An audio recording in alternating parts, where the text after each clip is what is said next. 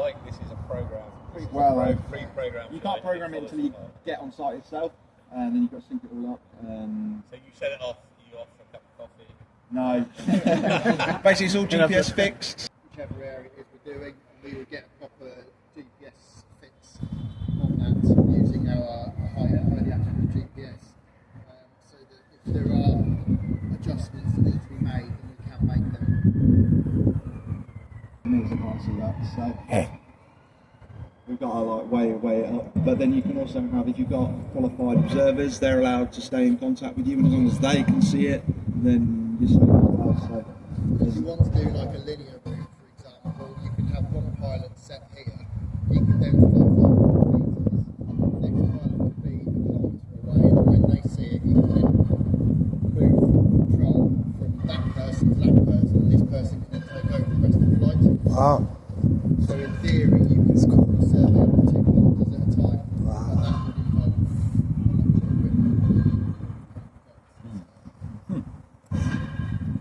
And what's the battery life of how long it can be up there?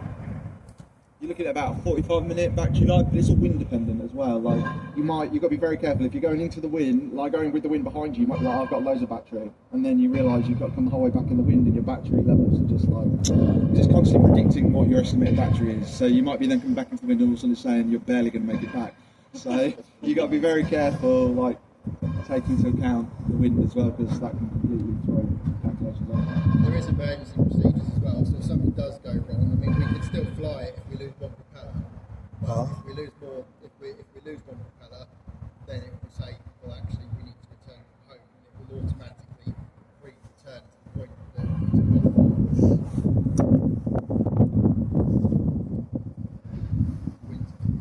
Just conscious as we sit.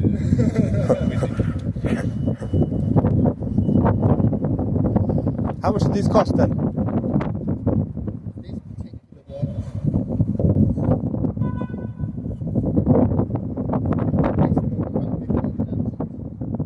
wow. The bigger one was about, the actual drone itself was about 20,000, and then the payloads that go alongside it for, like the LiDAR was 45,000.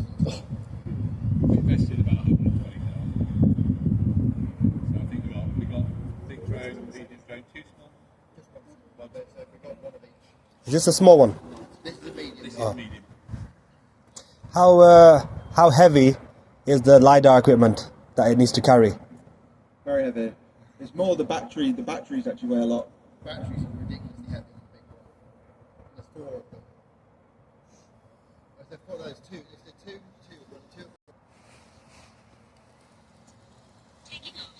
Wow.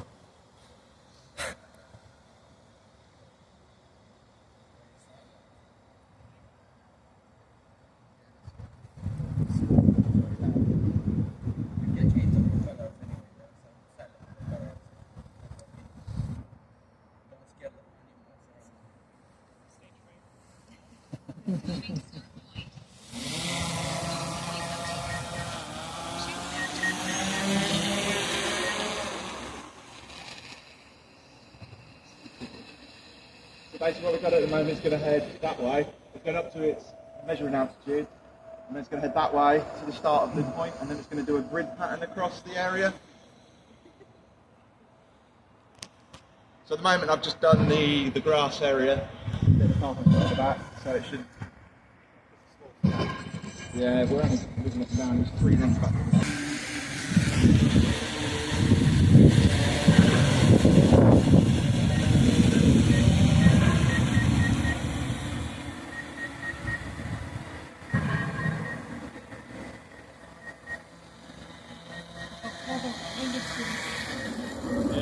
Close. That was a 16 miles per hour, meters per second wind speed.